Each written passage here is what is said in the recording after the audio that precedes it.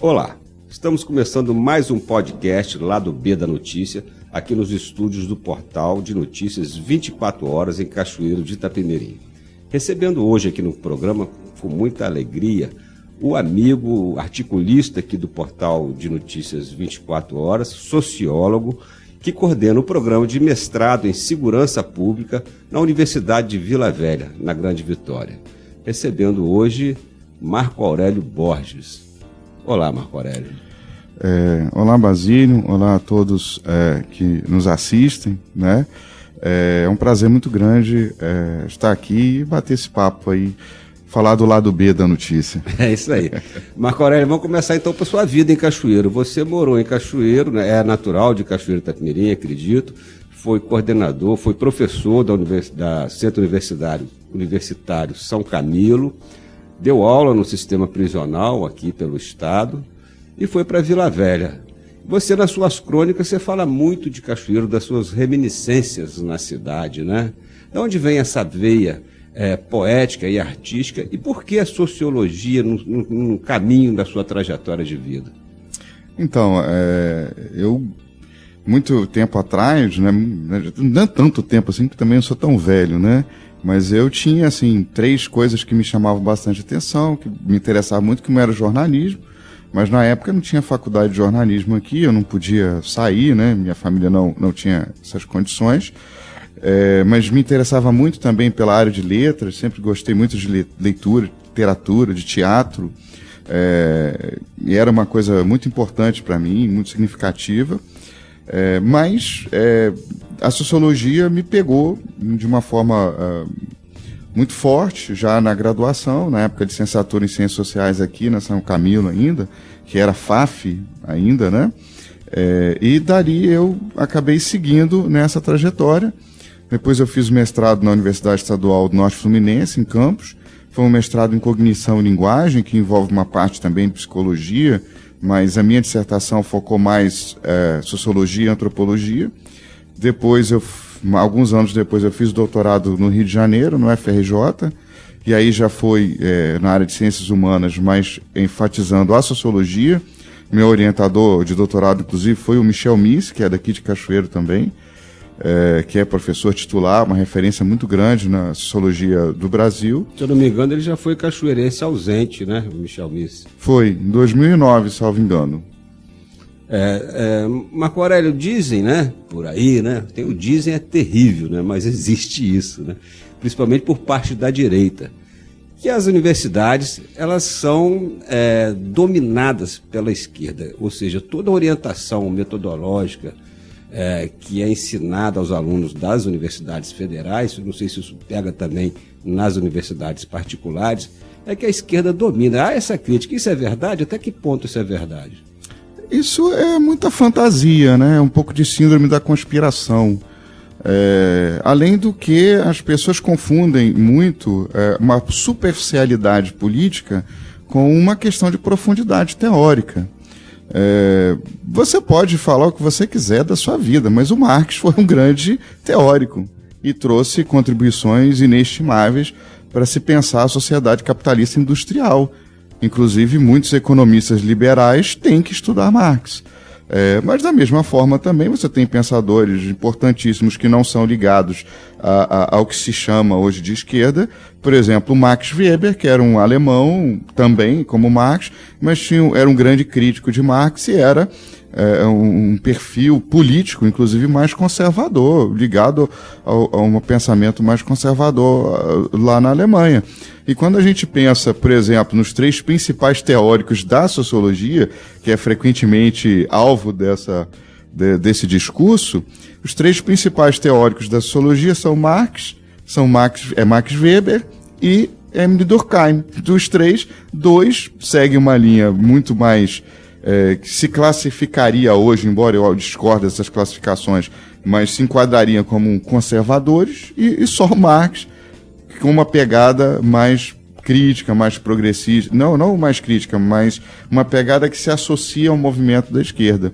Então, uma coisa, os marxistas provavelmente discordarão de mim e me criticarão muito, mas existe uma perspectiva universitária, acadêmica, teórica, e existe uma perspectiva político-partidária.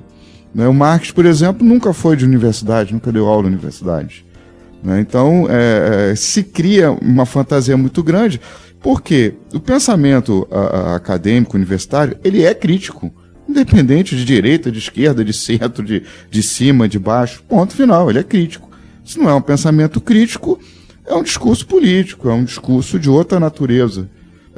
E aí, ser crítico é interpretado como ser de esquerda, não é por aí. Né? Então, é uma confusão muito grande, sem falar que, assim, o que num curso de medicina tem de esquerda, pelo amor de Deus, né?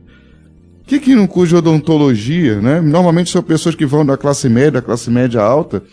Que pensamento de esquerda tem no curso de medicina?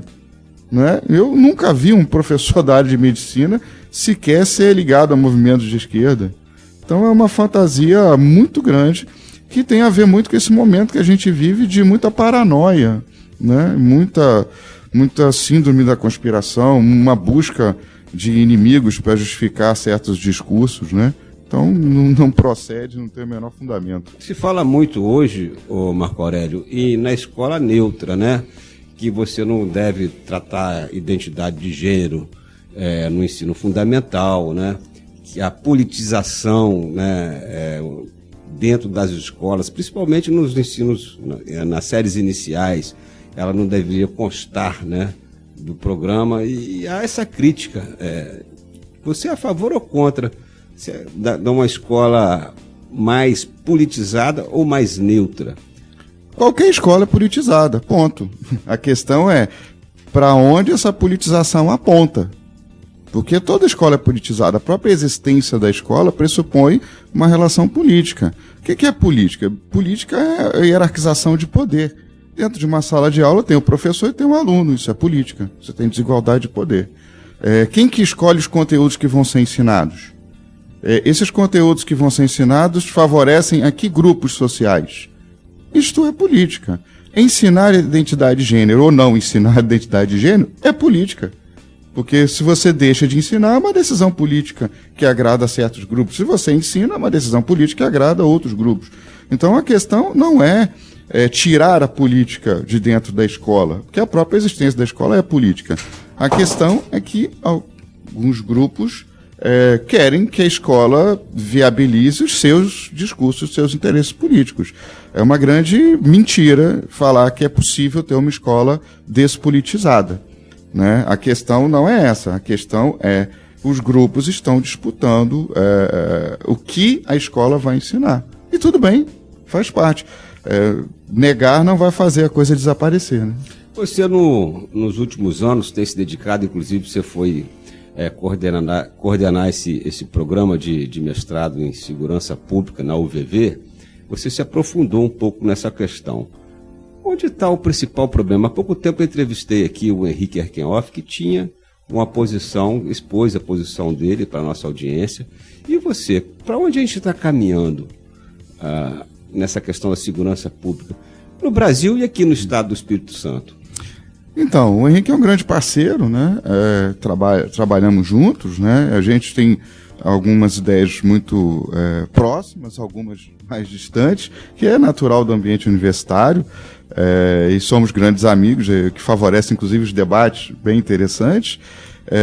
E assim, nós temos muitas questões, inúmeras questões, e por isso que não é um problema simples. Né? O problema é complexo. Eu, por exemplo, estudei muitos homicídios. A gente, hoje no Brasil, a gente já sabe um pouco por que os homicídios aumentam em certas épocas em certas regiões do país. Mas, por exemplo, a gente não sabe ainda por que eles caem. Então, os governos estaduais e o governo federal tentam trazer para si os louros das quedas nos números, nos indicadores de homicídios. Mas, efetivamente, a gente não tem hoje possibilidade de dizer claramente que as quedas nos números dos homicídios são resultados de políticas públicas. Por exemplo, em São Paulo teve uma queda vertiginosa dos homicídios, que é o principal indicador de segurança pública, né? Então, o estado de São Paulo teve uma queda vertiginosa nos homicídios. nos últimos anos. O estado de São Paulo hoje tem taxas de homicídios abaixo de 10 por 100 mil habitantes, que é um número civilizado, inclusive. E qual a grande razão dessa queda? Hoje acredita-se que foi a consolidação da hegemonia do PCC. Porque quando você tem muitas quadrilhas disputando territórios, você tem muito confronto, muita morte. Quando tem uma quadrilha só que faz a mediação dos conflitos internamente, o número de homicídios cai, tende a cair. E no caso de São Paulo, caiu vertiginosamente. Que paradoxo, hein? Que paradoxo. Então, quando você tem uma máfia organizada que domina tudo, né? Vou chamar assim o PCC, que não deixa de ser uma máfia, né? Aí você melhora os índices de homicídio. E quando você tem várias pequenas mafietas, né, atuando em determinado território, você tem uma elevação do número de homicídios. E onde o Estado entra aí? Então, só uma coisa em relação a isso. Isso não quer dizer, isso não significa dizer que o PCC seja legal, porque não é. Porque os homicídios caíram em São Paulo, mas aumentaram no Rio Grande do Norte, aumentaram no Amazonas, aumentaram na Paraíba, aumentaram em vários... No Espírito Santo parece que houve uma queda também, né? Sim. E aqui a gente não tem notícia que tem um establishment, né? Tipo o PCC dominando aí os presídios, né? As ruas das cidades. Isso é uma outra, outra lógica também que a gente está ainda tentando entender. Eu tenho algumas impressões a respeito. O próprio fato, há uma correlação também entre um Estado desorganizado, Estado aí pode ser país, porque os Estados brasileiros são do tamanho dos países da Europa, né? Então isso tem que ser levado em consideração. Mas existe uma correlação entre desorganização estatal e elevação do número de homicídios. Isso também é uma correlação que a gente percebe. Então, quando o Espírito Santo tinha elevadíssimos índices de homicídios, foi uma época que o Estado capixaba estava numa absoluta desorganização institucional e política. À medida que o Estado vai se organizando, há uma expectativa, uma tendência de que esses homicídios vão caindo, efetivamente. Então, esse é um elemento. E existem outros. Existe a questão da faixa etária. Existem lugares que a taxa de homicídios cai por causa da faixa etária. Porque a faixa etária ali entre 16 e 25 anos é onde ocorre o maior número dos homicídios. Se essa faixa etária diminui por conta de mudança na estrutura etária da população, a tendência é a taxa de homicídios cair também. Não estou querendo com isso dizer que o Estado não tenha papel nenhum, né? Agora... Um dos questões, sem querer te interromper, mas já interrompendo, uma das questões que estão postas aí no debate nacional é a questão do enfrentamento da polícia. Aí é a prática, né? O controle da segurança na prática, do enfrentamento mais ou menos violento por parte da polícia para combater o crime. Muito se discutiu a decisão do Supremo quando proibiu a polícia do Rio de Janeiro de subir os morros, de fazer o combate frente a frente com os bandidos, né? As pessoas que estão lá dominando o morro, o tráfico de drogas, roubo de cargas e etc. Você é a favor da exclusão de ilicitude? Olha só, a gente precisa entender isso de um ponto de vista mais amplo. Qual o principal patrimônio? É a vida. Então a vida tem que ser preservada a qualquer custo. Então, se um agente de segurança pública vê uma pessoa armada, ele tem que encontrar uma estratégia de evitar o confronto ao máximo possível. Não só porque ele tem a obrigação legal de prender o indivíduo e não de matar, também porque um confronto sempre sobra para as pessoas que não têm nada a ver com o confronto. Então o confronto ele deve sempre ser evitado, nunca ser provocado. Então nesse sentido, as políticas de enfrentamento são todas muito ruins e os resultados delas são sempre muito ruins. Não existem bons resultados de políticas que apostam no enfrentamento. A gente viu que depois dessas decisões do STF, às vezes que a polícia subiu, foi uma tragédia total e absoluta. Uma missão que vai para prender pessoas e sai de lá com 25 mortos é uma missão fracassada, absoluta. Porque a missão é prender, a missão não é matar. E se você chega com 25 caixões e nenhum preso, essa missão é um fracasso absoluto. Fora que Quanto mais você eleva a temperatura, mais a temperatura eleva. Então você não vai distensionar o ambiente chegando lá atirando. Isso não quer dizer que os traficantes sejam bonzinhos, de forma nenhuma. Eles são pessoas que oprimem a população das regiões onde eles dominam. Eles precisam ser enfrentados? Precisam. Agora, não adianta nada a polícia subir para enfrentar o traficante e matar a menina de 5 anos com uma bala de fuzil na cabeça. O que isso adianta? De quem que a população vai ter mais ódio? O traficante oprime, mas não causa uma situação com a menina de 5 anos dentro de casa, como aconteceu no Rio. Estou lembrando de um caso da Ágata, mas houveram vários outros. A menina está em casa brincando, um confronto provocado por uma ação iniciada pela polícia, vai lá e morre a menina. E aí o policial também não é culpado, não adianta demonizar a polícia. Tem que pensar quem que deu ordem para aquela missão acontecer, quem que planejou aquela missão que acabou em desastre. Que política pública governamental é essa que coloca a população em risco? Quando, na verdade, toda a operação deveria ser pensada no sentido de evitar morte e não causar. E o componente cultural, Marco Aurélio? Por exemplo, vou dar um exemplo aqui onde eu quero chegar. Você tem a Índia, que é um país, vai passar agora, vai ser o país mais populoso do mundo, vai passar a China, né? Que tem uma situação econômica ruim, tanto quanto a do Brasil, né? Miséria lá também, graça pelas ruas, né? Mas que você não tem essa violência, esses índices de violência que você encontra em países sul-americanos, no próprio Estados Unidos, né? Apesar de a gente estar falando de situações econômicas e sociais completamente diferentes. Você acha que o componente cultural, a herança cultural, aquilo que é passado, que foi passado de geração a geração em termos de ideologia, de filosofia, influi também nesses índices de criminalidade que a gente vê aí nos países, principalmente sim, aqui no Brasil? Sim, influencia sim. A gente tem várias questões desse ponto de vista histórico-cultural.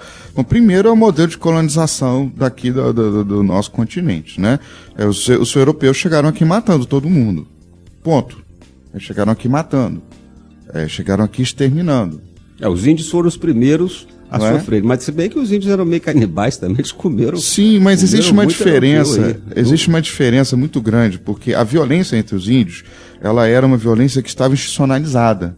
Ou seja, haviam situações nas quais aquele tipo de violência podia acontecer. Então, quando, por exemplo, os tupinambás faziam aqueles rituais antropofágicos que comiam realmente seus adversários. Quase todas, a grande maioria das tribos brasileiras eram canibais, né? Isso é pouco falado, né, na nossa história, né, do Brasil. Então, mas eram tudo, todas essas situações, elas eram ritualísticas. Ou seja, havia violência sim, mas era uma violência que não era de qualquer jeito, não era em qualquer lugar e não era de qualquer maneira. Havia todo um contexto ritualístico que, inclusive... Quase que religioso, religioso. Né? Inclusive o indivíduo aceitava aquele destino dele, às vezes de bom grado, porque ser comido pelos seus inimigos quer dizer que você era um grande guerreiro. Porque se ele fosse um guerreiro ruim, um sujeito covarde, ninguém ia querer comer a carne dele, porque não ia incorporar a fraqueza que o corpo dele oferecia. Covardia, eles soltavam. Se fosse um guerreiro covarde, eles soltavam. Inclusive o Darcy Ribeiro relata de um francês que foi capturado várias vezes pelas tribos e foi solto. Lá no povo brasileiro, o Darcy Ribeiro... Era um banana. Se mijava todo. Soltar esse cara, que esse cara não vai me agregar nada. Então, isso se dava dentro de um contexto cultural. Quando os portugueses chegam, o tipo de violência que eles empreendem é uma violência absolutamente descodificada. Uma violência sem razão. Vamos matar todos para poder ocupar o território. A violência contra os negros, as pessoas falam, mas na África também tinha escravidão. Em Roma também tinha escravidão. Tem um filme lá, O Gladiador. Só que as formas de escravidão nesses locais eram uma forma de escravidão também dentro de códigos muito precisos. Você perdeu uma guerra, você tem uma dívida, né? O que se fez na captura dos africanos para trabalhar como escravos no Brasil, nos Estados Unidos, principalmente, aquilo é outro tipo de coisa, porque é uma coisa totalmente descodificada. É uma coisa totalmente... Você chega lá aleatoriamente, captura as pessoas e da noite pro dia aquela pessoa perde totalmente a sua vida e se torna um nada, um objeto, uma propriedade.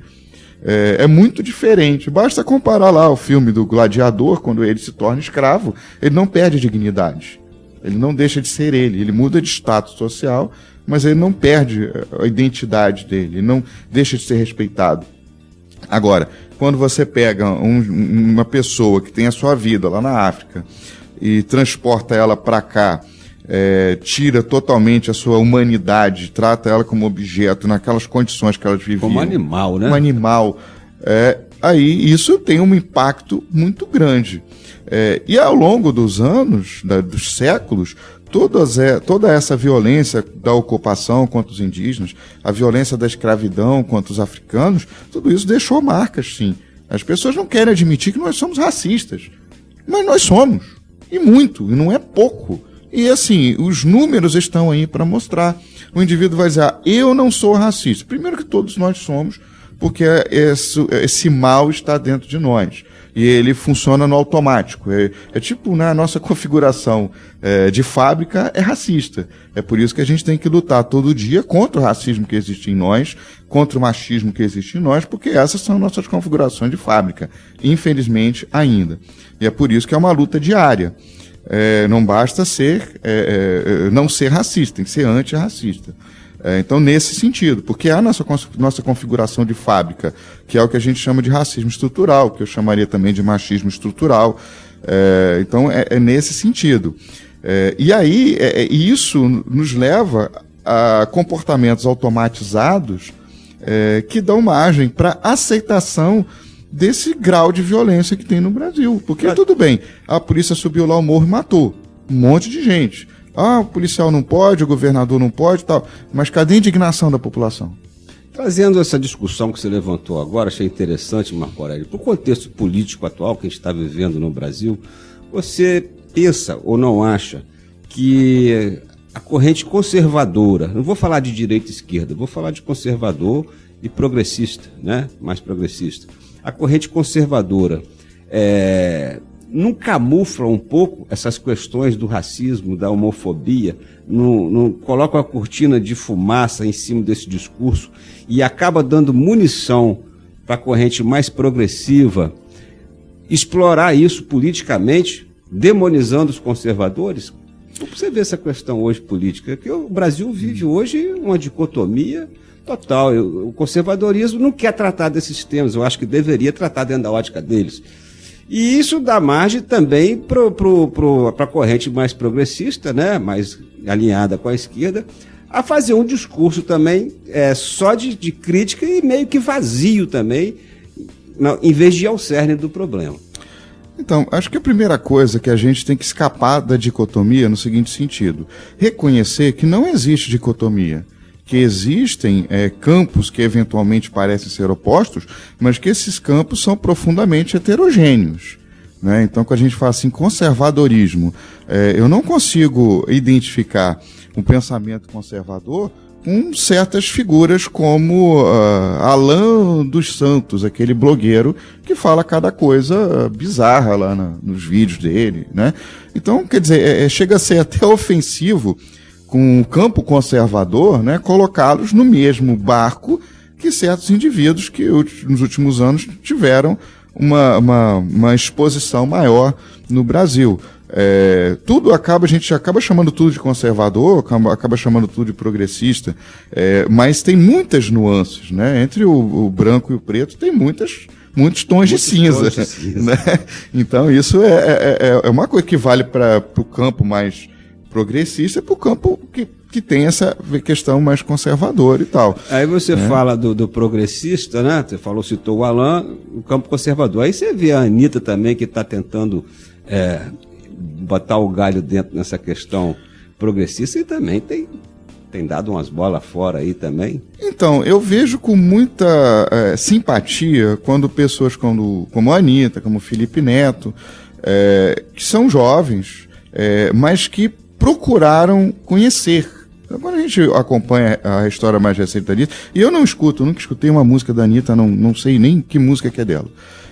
Mas assim, o que eu tenho acompanhado é que ela, como uma mulher jovem, né, ela tem buscado conhecer algumas questões, uma mulher jovem, de uma herança, não vou dizer favelada, mas dentro daquele contexto, que passou a ter dinheiro, sucesso, ela buscou compreender algumas dinâmicas e a partir daí começou a vocalizar algumas opiniões a respeito. E a gente tem que tomar muito cuidado. Mas dando umas batatadas de todo tamanho. Mas todo mundo faz batatada e eu não vi ainda assim que ela tenha dado grandes batatadas, não. Ela tem o jeito dela lá de falar, mas eu vejo que ela tem evoluído no pensamento crítico. Assim como o Felipe Neto, que era um garotão bobão que fazia vídeos infantis, alguns até bem ruins, mas que amadureceu nos últimos anos, na medida que ele também passou a ler, passou a ouvir, passou a se informar melhor. E é bom, porque são jovens, né? São jovens que estão buscando. Agora, quando a gente fala, por exemplo, desse blogueiro, ele é um criminoso, né? Ele pratica crimes.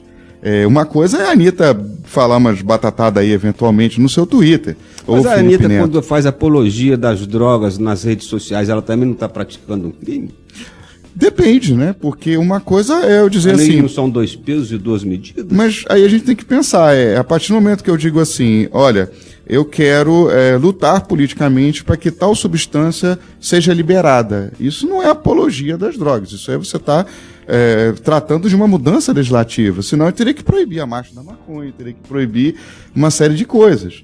Então, né, a gente está discutindo uma questão de que, olha, precisamos mudar legislação em relação a algumas coisas. Fora que essa problemática das drogas, ela está muito pulverizada numa série de questões que você tem lá a classe média que fuma maconha, não acontece nada, mas o pobre, se for pego com um baseado, ele vai preso, pega 4 anos na tranca, né? Porque a questão não é a droga, mas se você é preto, você é pobre. Então, também é uma coisa que... É uma questão também social, né? Não é? Então, de seletividade penal enorme. E aí a gente vai ver, conservadores não usam droga, não, né? Muitas vezes eles não aparecem aí e tal, mas... Escondidinho, só no escurinho do cinema. Não é? Então, os bastidores aí, a gente sabe como é que funciona. Então, e é fora que você tem um problema, a droga que mais traz problema no Brasil é o álcool, que, né, tá aí liberado. Então, é uma discussão muito ampla. É isso aí. Mas é só essa questão desses... com o nosso tempo... Pô, nem vi. Mas é nesse sentido, né? Que é importante que os jovens... E inclusive jovens conservadores também. É importante que eles entrem para o debate, mas que eles estudem, né? E que eles aprofundem esse debate. Ainda que com a linguagem deles, ainda que com o estilo musical deles, seja o rap, seja o funk, seja o rock, seja lá o que for. Nos anos 80, a gente tinha uma geração que estava muito ligada ao rock e que era bem informada, e que discutia, que debatia. E naquela época as pessoas falavam a mesma coisa do Renato Russo. Eu assim, pô, esse cara aí é gay, usa droga, e o que esse cara tá querendo questionar as autoridades? As pessoas falavam a mesma coisa que falam da Anitta hoje. Hoje o Renato Russo é cultuado, né? Quase um deus. Mas naquela época ele era o quê? Ele era acusado de bicha, de maconheiro. O Cazuza hoje é um ícone, um deus, mas ele mesmo cantou na época, te chamam de ladrão, de bicho, maconheiro, né? E depois ele vira um herói.